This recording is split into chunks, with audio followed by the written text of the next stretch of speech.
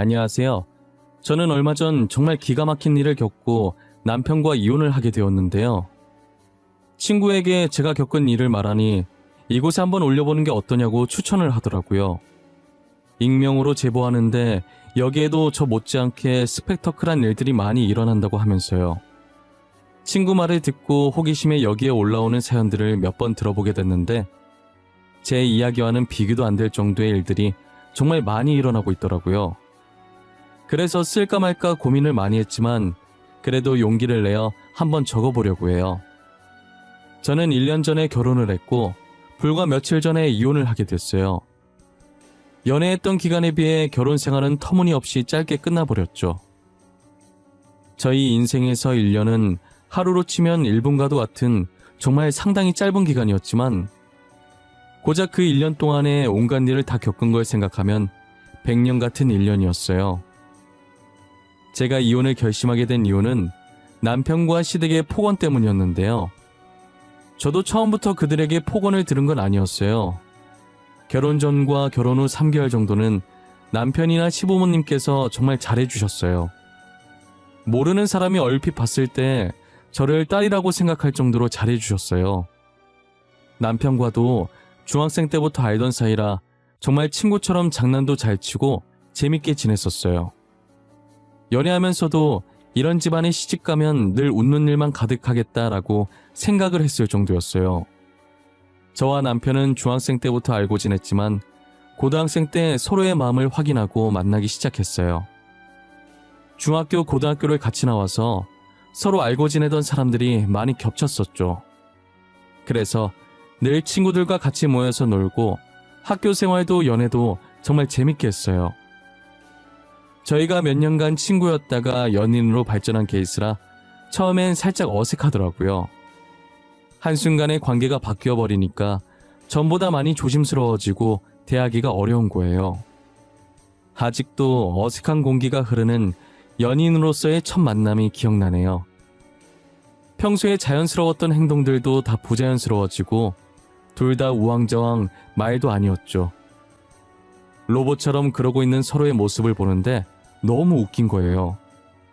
한바탕 크게 웃고서 둘이 동시에 이런 거 우리한테 안 어울리니까 괜히 내숭 떨지 말고 평소대로 행동하자면서 분위기를 풀었어요. 연인이 됐다고 해서 별게 있는 건 아니더라고요.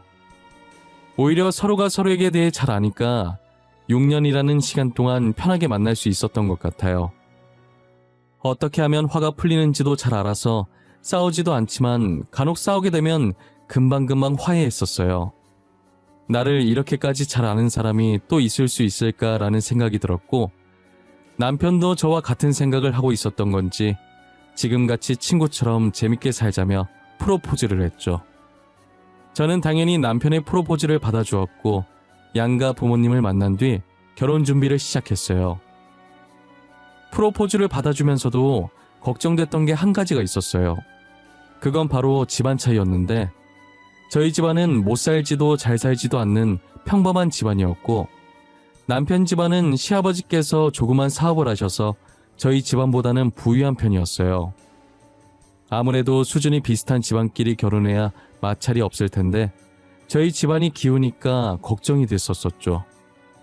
하지만 저희 시부모님께서는 그게 무슨 상관이냐고 요즘 누가 집안 따지냐면서 저를 안심시켜 주셨죠. 솔직히 저는 남편보다는 시부모님이 좋은 사람이라 결혼을 결심하게 됐어요. 신혼집을 구하러 다녔었는데 집은 원래 남자 쪽에서 해주는 거라면서 시부모님께서 해주시려는 거예요. 저는 저희 힘으로 집을 구하고 싶다고 계속 거절했었는데 결국은 시부모님 뜻을 꺾지 못했어요. 시부모님께서 집을 해줬다는 소리를 듣고 혼수는 저희 부모님께서 다 해주셨었어요. 결혼식을 올릴 때까지 시댁에 빚지고 들어가는 기분이라 영 마음이 편치 않았어요. 며느리로 들어가서 시부모님께 정말 잘해드려야겠다는 생각을 했죠. 저희는 결혼 전부터 아이를 천천히 가지기로 합의 봤었어요.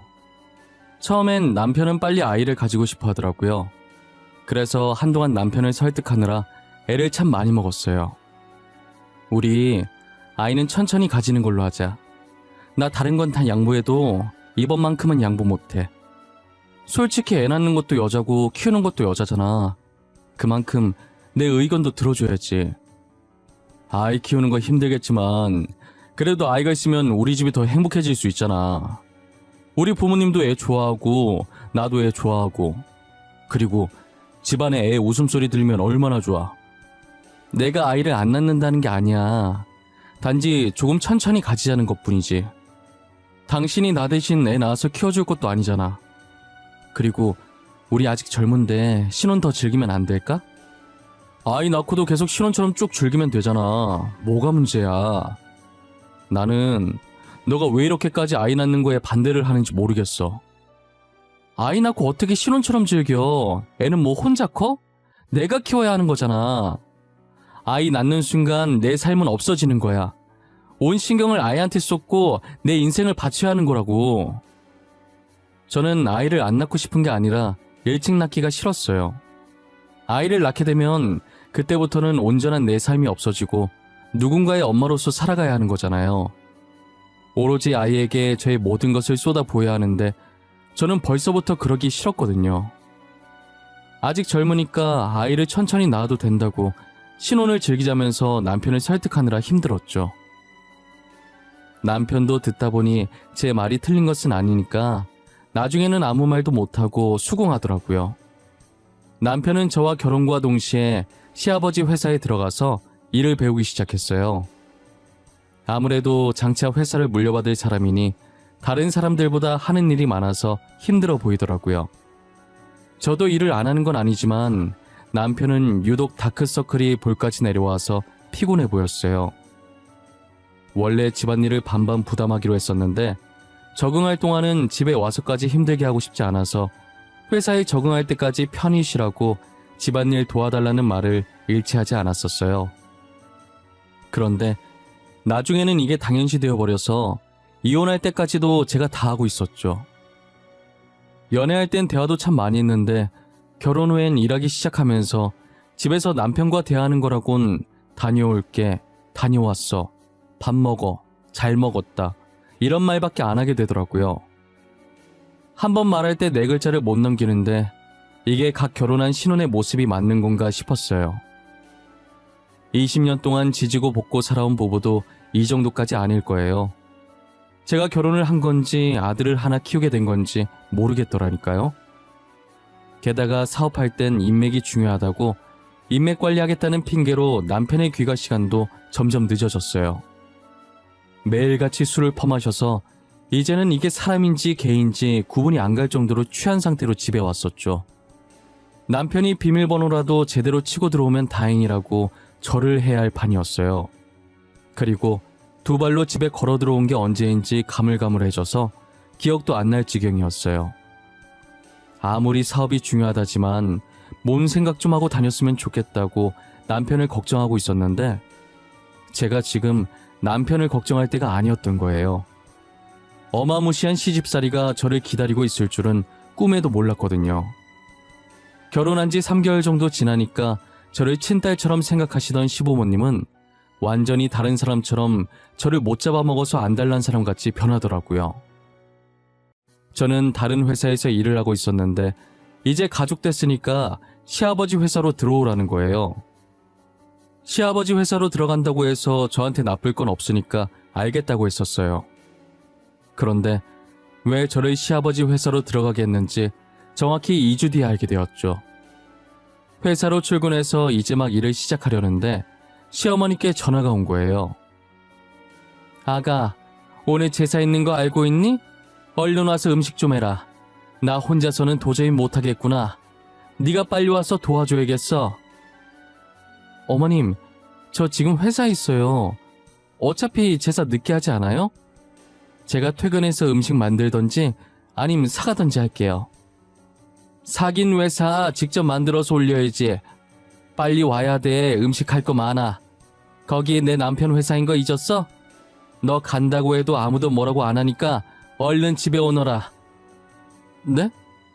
그래도 어떻게 말을 안 하고 나가요? 일단 알겠어요. 그럼 제가 지금 하던 일만 금방 끝내고 갈게요. 얼마 안 걸리니까 조금만 기다려주세요. 여러분들도 대충 눈치채셨다시피 이런 식으로 시도 때도 없이 저를 부려먹기 위해서 일부러 시아버지 회사에 저를 넣어놓으신 거였어요. 그리고 형편이 기우는 저와 남편의 결혼을 허락한 것도 비슷하거나 더 높은 집안은 부려먹질 못하니 저같이 살짝 기우는 집안의 며느리를 들여야 부려먹기 쉬워서였어요. 저는 시어머니께 번번이 저런 전화를 받으면 일하던 걸 내려놓고 시댁으로 달려가야 했죠. 시댁에 있는 강아지 사료 안 주고 왔다고 사료 주고 오라고 전화를 하지 않나, 가스불 끄고 나왔는지 기억 안 난다고 확인 좀 해달라고 하질 않나, 정말 사소한 것도 저를 시키셨어요. 그러다 보니 당연히 다른 직원들은 저를 안 좋은 시선으로 보기 시작했어요.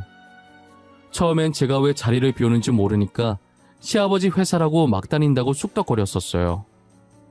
그런데 한 번은 제가 탕비실에서 시어머니께 전화하는 것을 듣고는 불쌍하다고 쑥덕거리기 시작했죠. 차라리 욕먹는 것보단 불쌍하다고 생각하는 편이 더 나았어요. 시어머니한테 종놈 취급받는 것 같아서 저도 제 자신이 불쌍했거든요.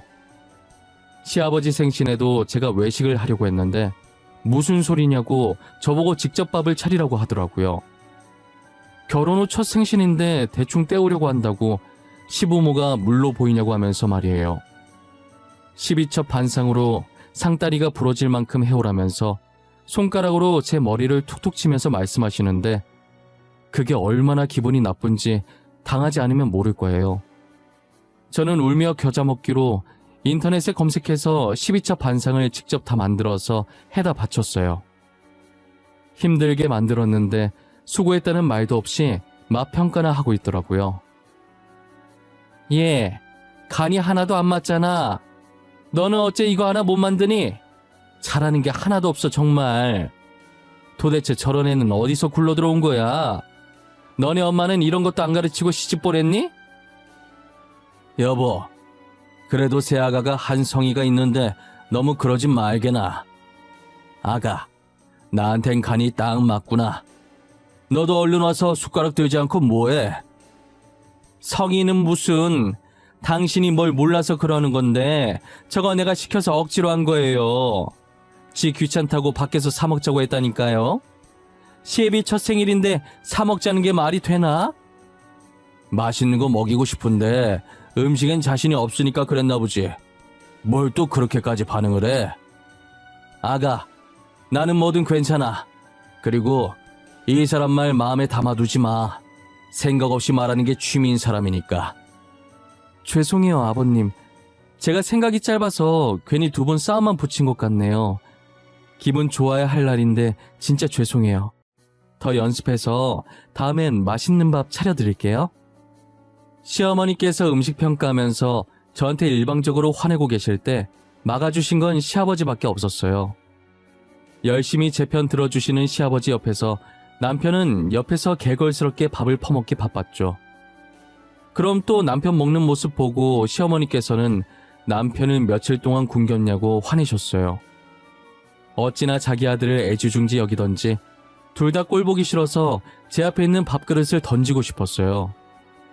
시어머니는 계속 맛없다고 투덜거리면서 제일 많이 드시는 거 보고 어이가 없었습니다. 시아버지 생신이 지나고 얼마 뒤 친정어머니께서 넘어지면서 꼬리뼈를 조금 다치신 거예요. 움직일 수가 없어서 당분간 입원을 해야 했고 저는 시아버지께 부탁해서 당분간만 회사를 쉬겠다고 했죠. 시아버지께서는 제 사정을 듣고 어머니 많이 아프신 거냐고 얼른 가보라고 흔쾌히 허락해 주시더라고요. 그래서 회사에 급한 일만 먼저 처리하고 곧장 친정어머니 병실로 가서 병간호를 하고 있었어요. 그런데 제가 병실에 들어온 지 1시간도 안 돼서 시어머니께 전화가 온 거예요. 이젠 휴대폰에 시어머니 이 4글자만 뜨면 무슨 말을 하실까 두려워서 온몸이 떨렸어요. 진짜 전화 받기 싫었는데 친정어머니께서 왜 그러냐고 빨리 받아보라고 해서 억지로 받았죠. 예, 우리 영감한테 들었는데 너 회사에 휴가 냈다며? 잘 됐네. 지금 김장해야 하거든? 네가 당장 우리 집으로 와야겠다. 어머님, 제가 휴가 낸 건 들었는데 왜 휴가 낸 건지는 못 들으셨어요? 저희 엄마가 지금 몸이 안 좋아서 병간호해야 돼서 휴가 낸 거예요. 저 못 가요. 들었다. 꼬리뼈 다쳤다지? 아니 얘 병원엔 간호사가 없다니? 침대 위에 있는 버튼 하나만 누르면 간호사가 다 알아서 해주는데 뭐가 걱정이야? 병원에 환자가 저희 엄마만 있는 게 아니잖아요. 환자가 한둘이 아닌데 어떻게 다 케어해줘요. 제가 옆에서 계속 지켜봐줘야죠. 저는 못 가요. 어머님 죄송해요. 야! 너는 내가 좋게 얘기하니까 시엠이 무서운 줄 모르지? 당장 안 와? 너 지금 당장 우리 집으로 튀어와. 알겠어? 목소리가 어찌나 카랑카랑하고 크던지 볼륨을 1로 했는데도 밖까지 시어머니 목소리가 다 들리더라고요. 저희 어머니는 자기는 괜찮으니까 시어머니한테 급한 일 있는 것 같아 보이니 저보고 가보라고 했어요. 결국 저는 어머니한테 너무 미안해서 눈물 찔끔 흘리고 무거운 마음으로 시댁에 향했죠. 도착하니 동네 사람들한테 다 나눠줄 작정인 건지 배추가 거실 한가득 쌓여 있더라고요. 시어머니는 해맑게 웃으면서 저보고 이거 다 하면 된다고 그러시는 거예요. 말이 쉽지. 도대체 둘이서 저 많은 양의 배추들을 가지고 언제 다 하냔 말이에요. 저는 울상을 지으며 빨간 고무장갑을 끼고 배추에 양념을 묻히고 있었어요. 그런데 시어머니께서는 양념 만드느라 힘드시다면서 소파에 앉아 계시더라고요. 설마 이 많은 걸 제가 다 해야 하냐고 물어보니 당연한 거 아니냐는 대답만 돌아왔죠. 이건 아닌 것 같다고 하고 싶었는데 시어머니께서는 늙은이가 해야 하냐며 제가 말을 꺼내기도 전에 잔소리를 퍼부으셨어요. 저는 도와주는 사람 하나 없이 그 많은 김장을 제가 다 했어요. 시어머니께서는 소파에 누워 코까지 골며 잘 주무시더라고요. 배추에 양념 바르면서 병원에 두고 온 친정어머니가 제 눈앞에 계속 아른거리더라고요. 결국 저는 제 신세가 너무 불쌍해서 눈물을 참지 못하고 몰래 울면서 김장을 끝냈어요. 그날 김장하는데 끝도 없이 나오는 배추 때문에 배추에 깔리는 악몽까지 꿨었어요. 저는 시어머니께서 해도 너무한 것 같은 기분이 들더라고요. 그래서 퇴근하고 들어온 남편을 붙잡고 하소연하기 시작했죠. 어머님 해도 너무하신 거 아니야? 우리 엄마 꼬리뼈 다쳤는데 봐줄 사람이 없어서 내가 휴가까지 써가며 병간호하는데 어떻게 우리 엄마 안 보는커녕 김장하러 오라고 하실 수가 있어? 장모님 잘못된 거 아니잖아. 며칠 입원하면 다시 괜찮아지는 거 아니야? 당장 어떻게 된 것도 아닌데 왜 그렇게 유난이야. 방금 퇴근해서 피곤해 죽겠는데 너까지 보태지 마. 뭐? 당신 방금 뭐라고 그랬어? 네가 사람이야? 어떻게 말을 그렇게 해? 당신 부모님 아니라고 그렇게 막말해도 되는 거야? 야, 원래 늙으면 뼈도 약해지고 온몸이 아프고 그러는 거야. 그러니까 제발 유난 좀 떨지 마, 어? 나 좀 자기 비켜. 너 만약에 니네 엄마가 그렇게 되면 그때도 그런 말 나오는지 보자. 뚫린 입이라고 막말하지 마, 알겠어? 인연이 미쳤나? 너 지금 뭐라고 그랬냐? 아주 우리 엄마 죽으라고 고사를 지내지 왜? 그동안 엄마가 잘해줬던 건 기억도 못하고 뭐가 어째? 순식간에 남편 눈이 돌아가더니 말릴 틈도 없이 제 몸을 밀치더라고요. 몇 차례나 제 몸이 돌아갔고 이렇게 계속 지내다간 제 명이 못 살 것 같아서 더 늦기 전에 이혼을 해야겠다고 결심을 하게 됐어요. 저는 시간 날 때마다 이혼할 만한 건덕지를 찾고 있었어요. 어떻게든 이혼하겠다는 생각으로 남편의 일거수일투족을 매의 눈으로 감시했어요. 그로부터 일주일 뒤, 여느 때처럼 남편이 술에 절여져서 내 발로 들어오더라고요. 남편을 일으켜 세워서 안방으로 향하는데 술 냄새, 담배 냄새 사이에 여자 향수 냄새가 약간 나는 거예요. 저는 이걸 기회라고 생각했고 이혼할 수 있을 것만 같은 느낌에 웃음이 저절로 나왔죠. 남편 자켓을 뒤져보니 안쪽 주머니에서 술집 영수증이 나오더라고요. 혹시나 몰라서 일단 제 휴대폰으로 찍어두고 다시 원래대로 넣어놨어요. 그리고 남편 휴대폰을 들고 거실로 나왔는데 잠금 해제를 하려고 보니 지문인 거예요. 다시 안방으로 들어가서 남편을 손가락으로 살짝 톡하고 건드렸는데 미동도 없더라고요. 이때 빨리 잠금을 해제해야겠다는 생각에 조심히 남편 손을 들어 올렸어요. 이제 손만 살짝 닿으면 잠금이 해제가 되는데 갑자기 남편이 벌떡 일어나서 저를 쳐다보는 거예요. 남편과 눈이 마주치고 저는 놀랬지만 아무렇지 않은 척하면서 마른 침을 꿀꺽하고 삼켰어요. 설마 들킨 건가 했는데 이내 남편 눈이 다시 풀리면서 뒤로 넘어가더라고요. 진짜 이대로 끝나는 건가 싶어서 얼마나 가슴이 두근거렸는지 몰라요. 저는 남편이 다시 눕자마자 빠르게 잠금 해제를 하고 거실로 나왔어요. 놀란 가슴을 쓸어내리면서 메신저부터 뒤지는데 아무것도 나오질 않더라고요. 힘들게 잠금을 푼 것에 비해 소득이 하나도 없어서 엄청 허망했어요. 혹시나 제가 모르는 휴대폰이 있을까 해서 뒤져봤는데 없더라고요. 어찌나 철저하던지 휴대폰이나 집안에서는 증거를 찾을 수가 없었어요. 어떻게 증거를 찾아야 할까 고민하던 와중에 찾을 수 없으면 직접 잡아야겠다는 결론을 내렸죠. 저는 남편 영수증에 찍힌 술집에 미리 갔고 근처에서 남편이 오기만을 기다렸어요. 다른 술집에 가면 어쩌나 살짝 걱정하긴 했는데 다행히 남편이 그 술집에 나타나 주더라고요. 처음이자 마지막이라고 오늘 놓치면 또 언제 이런 기회가 올지 모른다고 영원히 이혼할 기회가 오지 않을 수도 있다는 생각으로 긴장을 늦추지 않았어요. 남편이 술집에 들어가는 모습을 영상으로 담기 시작했어요. 그리고 남편이 나올 때까지 같은 자리에서 움직이지도 않고 또 하염없이 기다렸죠. 1시간 정도 지났을까 남편이 한 여자와 함께 술집에서 나오더라고요. 혹시라도 놓칠세라 빠르게 핸드폰을 들어서 영상으로 담았어요. 그 다음 두 사람 뒤를 티 안 나게 적당한 거리를 두고 쫓아갔어요. 그러더니 여자가 눈치를 보면서 남편을 데리고 근처 방을 잡으러 들어가더라고요. 저는 두 사람이 들어가자마자 황급히 따라 들어갔어요. 그리고 사장님께 사정을 설명드려 저 둘이 들어간 방에 저도 들어갈 수 있게 해달라고 했고 한참을 망설이시다가 같은 여자 입장에서 제가 안쓰러우셨는지 마스터키를 제게 건네셨어요. 저는 키를 받아들고 그들이 들어간 방 앞에 섰는데 너무 떨려서 심호흡을 한번 하고 어느 정도 진정이 됐을 때 녹화 버튼을 누르고 조심스럽게 문을 열었어요. 문을 열자마자 그들이 애정행각하는 게 바로 보이더라고요. 모든 순간을 다 담았고 여자는 저를 보고 소리 지르더니 옷을 챙겨서 나가버렸어요. 남편은 제가 폰으로 찍고 있는 것도 모를 정도로 눈에 뵈는 게 없는지 이게 무슨 짓이냐고 제 뺨을 한 대 치더라고요.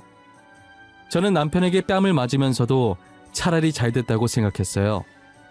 어차피 영상에 뺨 때리는 소리와 제가 아파하는 소리 그리고 남편의 포옹까지 모든 것이 다 들어갔기 때문에 다른 죄까지 묶어서 완전히 보내버릴 수 있다는 생각이 들었죠.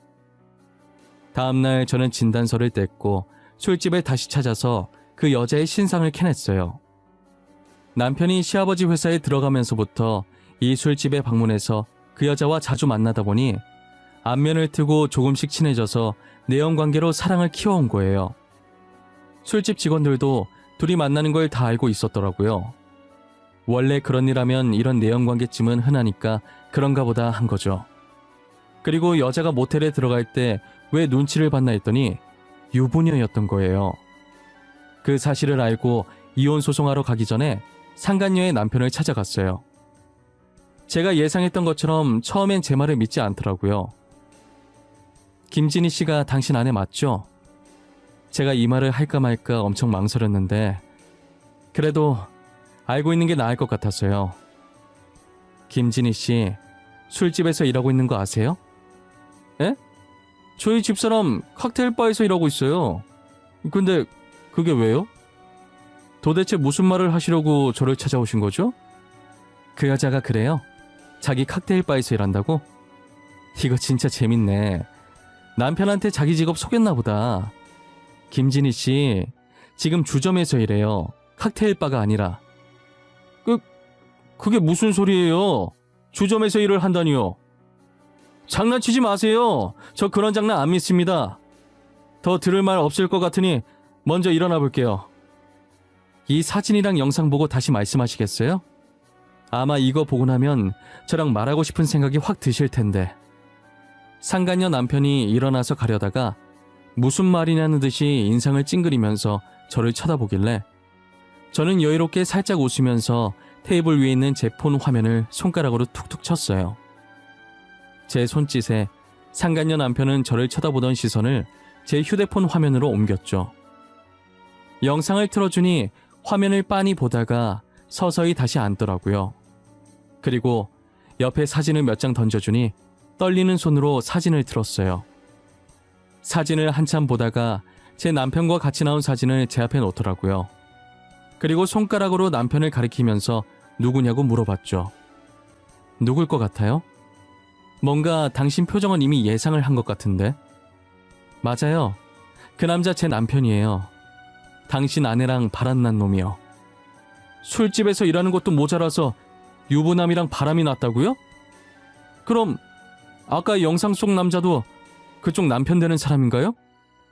네, 그 둘 동일 인물이에요. 참 웃기죠? 똑같이 배우자 있는 사람들끼리 저러고 있으니 말이에요. 아무것도 모르는 당신이 너무 불쌍해서 더 호구되기 전에 빨리 정리하라고 이렇게 연락드린 거예요. 감사합니다. 저와 일면식도 없는데 이렇게 알려주시고. 솔직히 제가 어떻게 되든 당신한테는 상관없는 사람이잖아요. 그런데 왜 도와주시는 거예요? 아까 말한 것처럼 불쌍해서요. 저는 이혼하고 싶어서 핑계 찾다가 이렇게 된 거라 상관없지만 당신은 아무것도 모르고 당하고 있는 거잖아요. 얼른 똥차 버리고 그쪽 새 인생을 찾았으면 좋겠어요. 저는 새 출발하라는 말과 함께 사진은 증거로 잘 사용하라고 넘겨주고 나왔어요. 곧바로 저는 남편에게 이혼 소송과 폭행죄로 고소를 했고 상간녀한테는 상간녀 소송을 걸었어요. 술집에서 일하는 특성상 정말 하루 즐기는 사람들도 많으니까 혹시나 상간녀 소송이 되지 않을까봐 저는 직원들이 내연관계라고 증언한 음성을 증거로 제출했어요. 증거를 토대로 두 사람의 내연관계가 인정돼서 제게 위자료를 내야 했고 상간녀 남편한테도 똑같이 위자료를 내야 했죠. 시아버지는 저를 아껴주셨기 때문에 죄송해서 회사에다가 이 일을 알리지 않으려고 했는데 시아버지께서는 괜찮다고 하고 싶은 대로 하라고 하시더라고요. 제가 그동안 결혼 생활하면서 시어머니와 남편에게 얼마나 당했는지 아시니까 집사람 관리 못하고 자식 잘못 키운 자기 잘못이라고 자기도 벌을 같이 받아야 한다고 하시는 거예요. 그래서 저는 고민 끝에 회사 커뮤니티에 영상을 올렸어요. 제가 올렸던 영상이 짧은 시간에 급속도로 퍼지고 다른 회사까지 소문이 나면서 시아버지 회사에 투자해 주셨던 분들도 다 투자금을 빼셨고 결국 시아버지 회사는 망하게 되었어요. 그래도 시댁집은 급하게 시아버지의 형한테로 돌려놔서 빨간 딱지가 붙지 않았고 대신 많은 빚을 지게 됐죠. 시아버지는 더 이상 시어머니랑 살고 싶지 않다고 이혼을 하셨고 몰래 집을 팔아서 이사를 가셨어요. 한순간에 모든 것을 잃은 시어머니와 남편은 지금 뭘 하면서 살고 있는지 모르겠네요. 아마 남편에 대한 소문이 너무 많이 나서 다른 회사에 취직은 절대 못할 거예요. 지금 제가 다니는 회사만 해도 남편 이력서를 보고 이 사람이 그 사람 아니냐고 이력서를 제대로 보지도 않고 넘겨버리거든요. 이젠 할 수 있는 일이 아무것도 없으니 새벽에 일찍 일어나서 노가다나 뛰고 있겠죠. 자기가 한 짓이 쪽팔린 줄은 아는지 저희와 친했던 친구들과도 연락을 끊었더라고요. 지 친구가 제 친구니까 이제 전 남편한테 남은 친구도 없을 거예요. 제 친구들은 제 이야기를 듣고 그런 집안에서 그동안 어떻게 참았냐고, 잘했다고, 나 같았어도 그렇게 했겠다고 저를 위로해 주었어요. 그래도 가끔 시아버지 생각이 나긴 해요. 지옥 속에 있던 한 줄기 빛이 시아버지였으니까요. 이사 가신 후로 잘 지내고 계신지 모르겠네요. 저는 이 이야기를 여기서 마지막으로 하고 앞으로는 제 기억에서 이 기억은 없애려고 해요. 안 좋은 기억 계속 들고 있어봤자 저한테 좋을 게 아무것도 없잖아요. 이 날을 생각할 바엔 그 시간에 저를 위한 일을 하나 더 하려고 합니다.